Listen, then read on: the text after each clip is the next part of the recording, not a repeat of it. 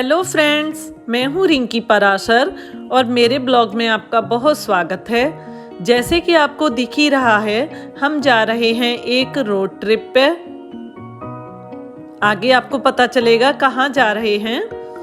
ये जो आपको फसल दिखाई दे रही है, ये है अरबी की फसल। ये मैंने पहली बार ही देखी थी। हम थोड़ी दूर ही चले थे कि हमें तलब हुई चाय की।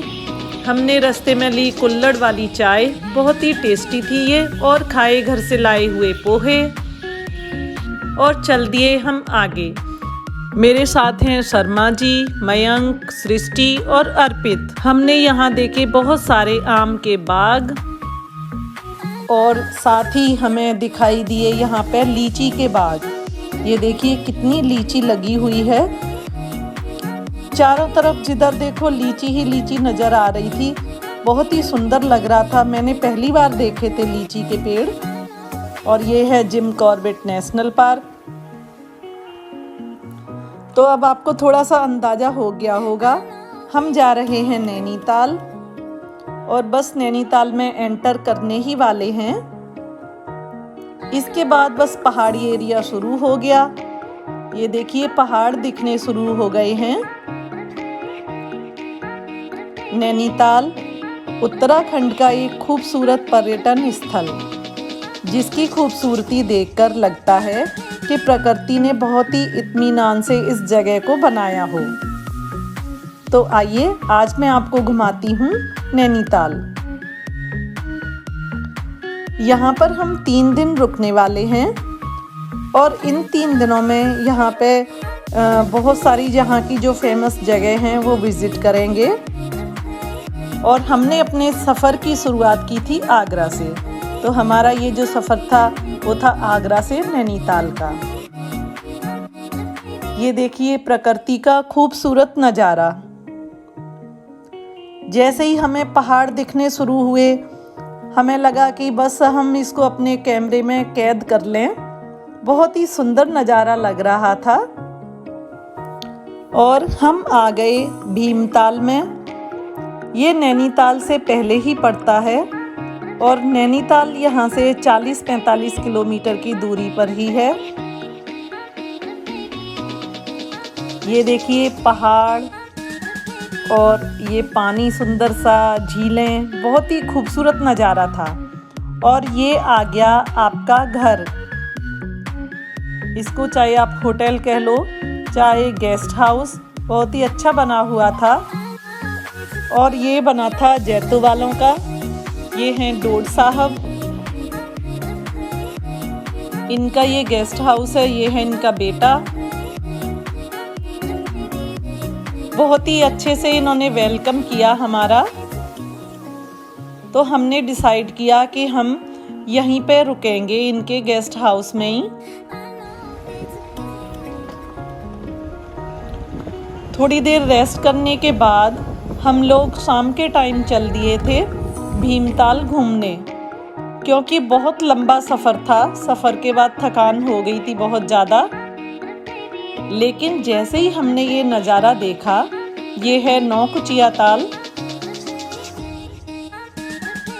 तो यहाँ पे हम घूमने आए और हमने देखा इतना सुंदर नज़ारा। एक तरफ है हरियाली हरियाली पहाड़, और ये देखिए ये ताल, कितना साफ पानी है, एकदम शीशे की तरह। और इसके किनारे पे जो बोट खड़ी हैं वो बहुत ही ज़्यादा सुंदर लग रही थी।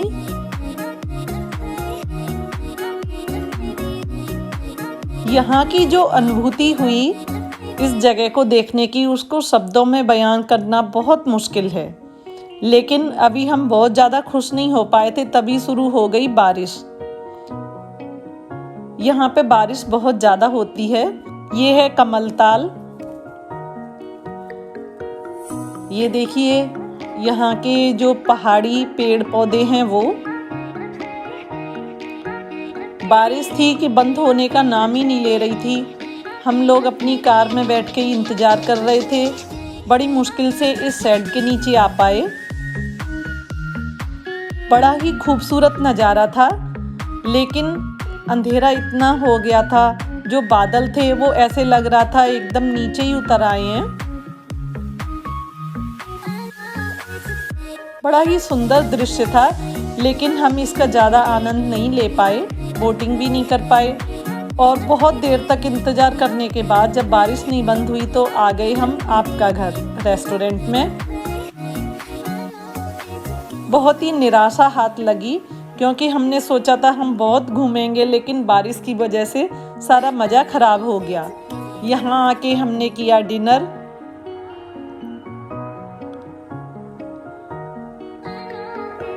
डोड साहब ने और उनकी फैमिली ने बहुत ही स्वादिष्ट डिनर बनाया था और सोने के बाद सुबह मॉर्निंग हम लोग जल्दी उठे और इस दिन हमें जाना था, ये था हमारा दूसरा दिन।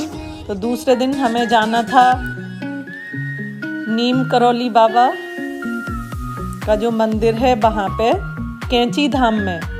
आपने कैंची धाम का नाम सुना ही होगा। तो हम चल दिए कैंची धाम और नैनीताल। जो रास्ता था वो प्राकृतिक दृश्यों से भरपूर था। बड़ा ही सुंदर सीन था, ऊंचे ऊंचे पहाड़, नीचे झरने, नदियाँ, बहुत ही अच्छा लग रहा था। ये आ पहुँचे हम कैंची धाम में। कैंची धाम के बाहर लगी हैं ये दुकानें जिन पे की पूजा सामग्री मिलती है। बहुत ज़्यादा भीड़ थी यहाँ पे और हम चल दिए नीम करौली बाबा के मंदिर की तरफ।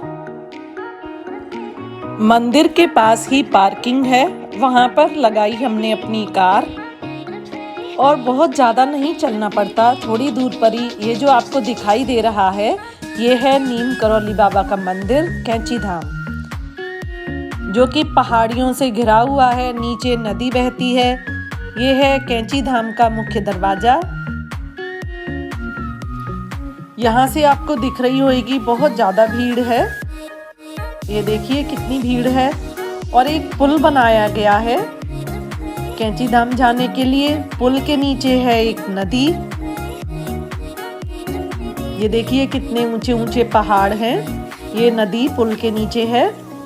इस पुल पे होकर हम गए इस मंदिर में। ये देखिए अभी पानी कम था नदी में, लेकिन बहुत ही सुंदर लग रही थी। मंदिर परिसर के अंदर मोबाइल ले जाना मना है। हमने अंदर दर्शन किए और बाहर आकर अब हमें लगी थी थोड़ी सी भूख, तो हमें दिखा ये रेस्टोरेंट। यहाँ पे और ज़्यादा कुछ नहीं था, चाय थी और पराठे थे। तो हमने खाए ये आलू प्याज के तंदूर वाले पराठे और पी चाय और हम चल दिए नैनीताल। चारों तरफ थे सुंदर सुंदर नज़ारे और ये देखिए बीच में रोड पे पहाड़ों से, चट्टानों में से रिसता हुआ आ रहा था पानी। और ये पानी इतना साफ था, इतना मीठा था, ऐसे लग रहा था जैसे अमृत हो। तो हमने यहाँ से पानी लिया, पिया।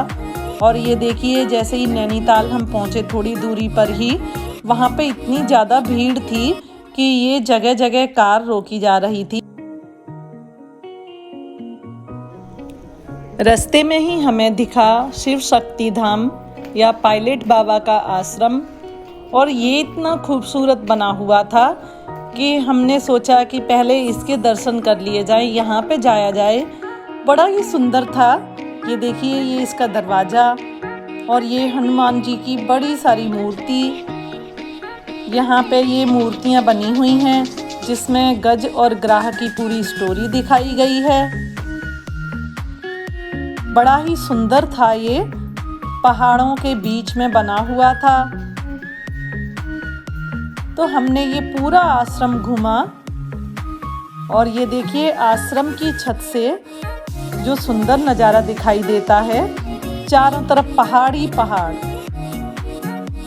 बहुत ही खुश हुए हम यहाँ आके।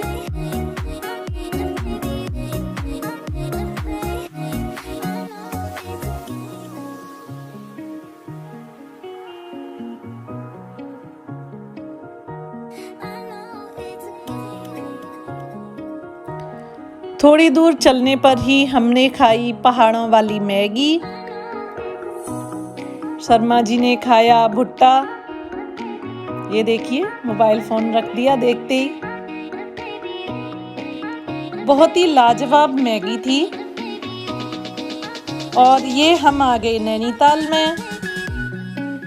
टाइम बहुत ज़्यादा हो गया था और हमें शाम को वापस जाना था भीमताल, इसीलिए हमने जल्दी से ये नैनीताल घूमा और हम वापस चल दिए भीमताल।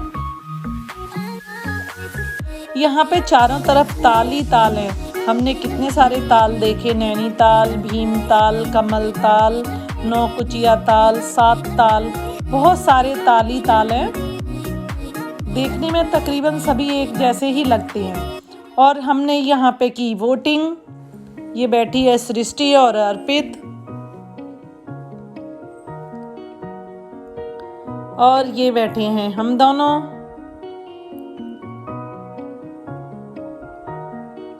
मयंक नहीं आया था यहाँ पे, मतलब उसने वोटिंग नहीं की।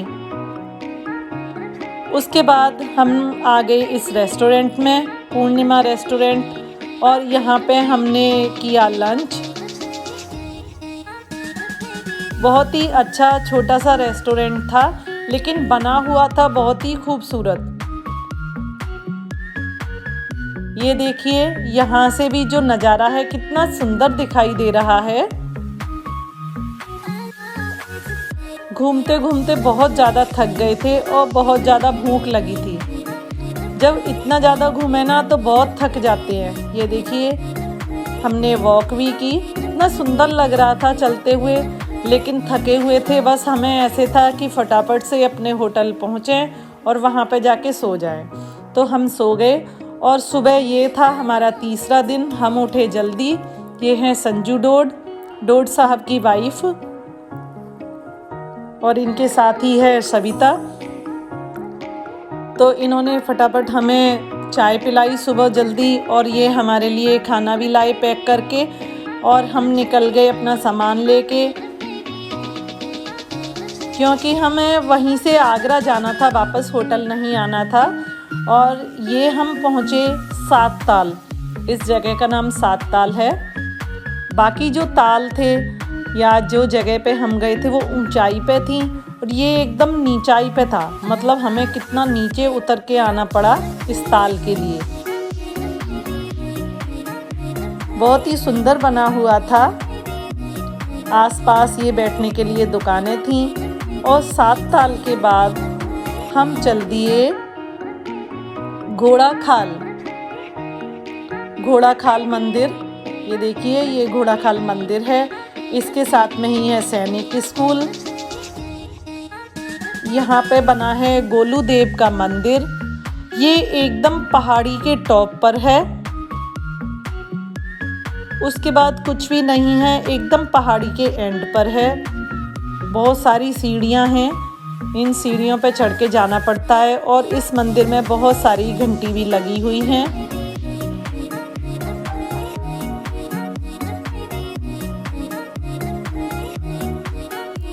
इस मंदिर से जब हम नीचे देख रहे थे तो बड़ा ही सुंदर नज़ारा था, क्योंकि ये एकदम टॉप पे बना हुआ था मंदिर।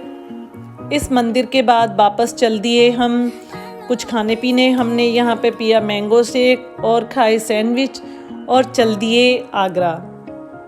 यहाँ की खूबसूरती को अपनी आँखों में बसाए। बहुत ही सुंदर ट्रिप थी हमारी ये। और रास्ते में ये मिला हमें रॉयल कैफ़े। यहाँ पे हमने चाय कॉफ़ी ली, नाश्ता किया।